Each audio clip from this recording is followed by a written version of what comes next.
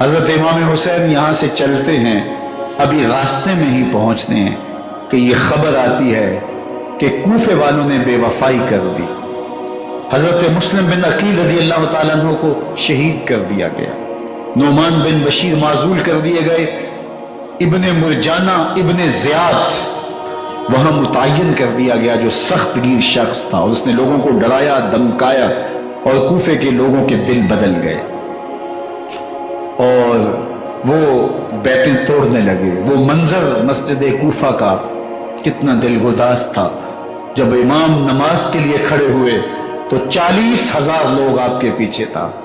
جب سلام پھیرا اور امام نے دیکھا کہ پیچھے لوگ نہیں ہیں، پھر لوگوں نے اپنے دروازے بھی بند کر لیے۔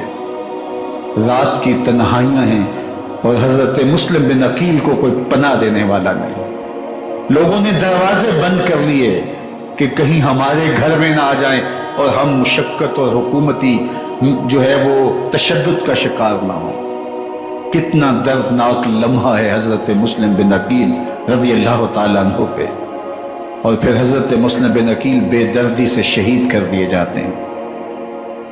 آپ ابھی راستے میں ہیں، یہ ساری کہانی پہنچتی ہے کہ حضرت مسلم شہید کر دیے گئے اور بے دردی سے شہید کر دیے گئے۔ وہ جنہوں نے خط لکھے تھے کہ ہم آپ کے ساتھ ہیں اور ہم منتظر ہیں، چشم بڑا ہیں، آپ کے قدموں کی چاپ سننے کے لیے بےتاب ہیں، آج انہوں نے بیتیں توڑ دی، 40,000 کوفی منحرف ہو گئے۔ مسجد کوفہ کا وہ منظر کس قدر روح کو تڑپا دینے والا تھا۔ ہم پچھلے سال عصر اور مغرب کے درمیان جب کوفہ پہنچے تو سورج ڈوبنے کے قریب تھا۔ میں نے اپنی زندگی میں اتنا اداس موسم کہیں نہیں دیکھا جتنا اداس موسم کوفے میں دیکھا۔ ایسے لگتا تھا جس طرح کوفے کی آب و ہوا آج بھی شرمندہ ہے۔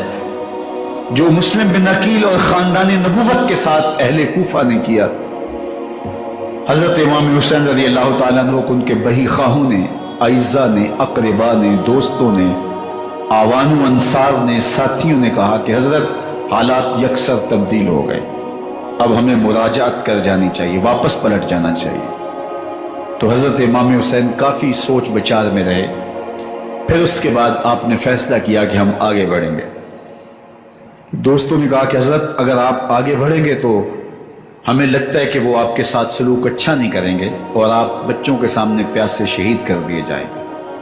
تو حضرت امام حسین رضی اللہ تعالیٰ عنہ نے وہاں ایک خطبہ ارشاد فرمایا کہ لوگوں تم جو مجھے بتا رہے ہو مجھے اچھی طرح معلوم ہے، جو تم مجھے منظر پیش کر رہے ہو وہ میری نگاہوں میں ہے، اور جو کچھ ہونے والا ہے چشم تصور وہ منظر دیکھ رہی ہے۔ کیونکہ حضرت امام حسین رضی اللہ تعالیٰ عنہ کی شہادت کی خبر حضرت امام حسین کے پیدا ہوتے ہی خاندان نبوت میں عام تھی۔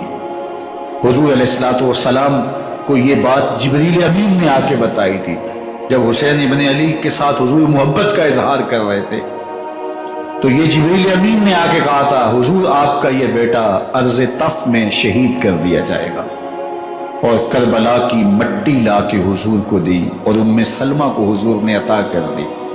حضرت ام سلمہ کہتی ہیں کہ ایک دن میں سوئی تو خواب دیکھا کہ حضور کے مبارک بال بکھرے ہوئے ہیں اور سخت پریشان ہیں، تو میں نے کہا کہ حضور آپ کی یہ کیا حالت ہے؟ وَبِيَدِهِ قَارُورَةٌ، اور حضور کے ہاتھ میں ایک شیشی ہے، فِيهَا دَمٌ، جس کے اندر خون ہے۔ تو میں نے کہا حضور یہ کیا؟ فرمایا میں قتل گاہ حسین سے آ رہا ہوں اور یہ حسین ابن علی کا خون ہے۔ تو کہا 10 محرم کا دن تھا، دوپہر کا یہ منظر تھا، میں کیلولہ کر کے اٹھی، جب میں نے دیکھا تو وہ شیشی جس میں کربلا کی مٹی رکھی تھی وہ خون بن چکی تھی۔ تو یہ خبر پہلے دی گئی تھی، یہ بتا دیا گیا تھا۔ فرمایا میرے دوستو جو تم مجھے بتاتے ہو میں اس سے بے خبر نہیں ہوں، یہ سب کچھ ہونے والا ہے، لیکن اس کے باوجود میں کیوں جا رہا ہوں؟ تو آپ کا ایک تاریخ ساز جملہ ہے جو کربلا کے فلسفے کو ہمارے سامنے رکھتا ہے کہ یہ اتنا بڑا امتحان کیوں دیا۔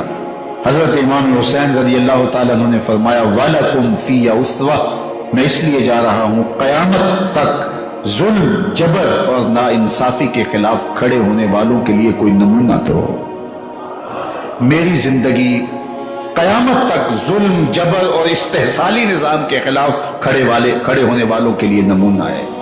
تو حضرت امام حسین رضی اللہ تعالیٰ عنہ نے حق اور باطل کے درمیان ایک سرخ لکیر کھینچ دی اپنے خون سے۔ اب حق اور باطل کا امتیاز کرنا مشکل نہیں ہے، کوئی باطل پہ اڑا رہے تو الگ بات ہے، لیکن امتیاز کرنا مشکل نہیں ہے۔ حدود بالکل واضح کر دی۔ اقبال نے یہاں کتنی خوبصورتی کے ساتھ اس مضمون کو نبھایا۔ سرخ رو عشق غیور از خون او، شوخی ای مصر از مضمون او، تا قیامت قطع استبداد کر، موج خون او چمن ایجاد کر۔ ایک جہاں آباد کر دیا، حق اور باطل کی راہیں اجال دی۔ اب لوگوں کو یزید کا چہرہ پہچاننے میں دیر نہیں لگتی۔ وقت کے ہر یزید کا چہرہ آسانی سے پہچانا جا سکتا ہے۔ یہ معرفت زمانے کو کروائی کس نے؟ حسین ابن علی نے کروائی رضی اللہ تعالی عنہ۔ تو حضرت امام حسین نے فرمایا کہ جو میرے ساتھ ہونے والا ہے میں اچھی طرح جانتا ہوں، لیکن میں اس کے باوجود آگے بڑھوں گا۔ پھر بڑھے اور کربلا میں جا کے خیمہ زن ہو گئے۔ 7 محرم کو پانی بند کر دیا گیا۔ پانی بند ہوا تو کھانا بھی میسر نہیں تھا، لیکن ذکر پانی کا ہوتا ہے اس لیے کہ کھانے کے بغیر انسان کئی دن کاٹ لیتا ہے، لیکن پانی کے بغیر گزر نہیں ہوتی۔ تو فرات کی نہر سامنے اپنی موجوں کے ساتھ چمک رہی ہے، لیکن ایک قطرہ آب بھی آل رسول کو نہیں دیا جا رہا۔ کائنات کے اندر ایسے انوکھے امتحان بھی ہوتے ہیں۔ وارثوں ساقی کوثر کے، مالک ہوں حوض کوثر کے، اور بیٹے ہوں ساقی کوثر کے، اور آج ایک بوند پانی کی بھی میسر نہ ہو۔ صبر کا امتحان ہے، عزیمت کا امتحان ہے۔ حضرت امام حسین رضی اللہ تعالیٰ عنہ خیمہ زن ہو گئے۔ 3 دن تک پانی بند رہتا ہے۔ 9 محرم کو رات کی تنہائی میں حملہ آور ہونا چاہتے ہیں، لیکن آپ نے کہا کہ ہمیں اللہ کے حضور عبادت اور ذکر کے لیے وقت دیا جائے۔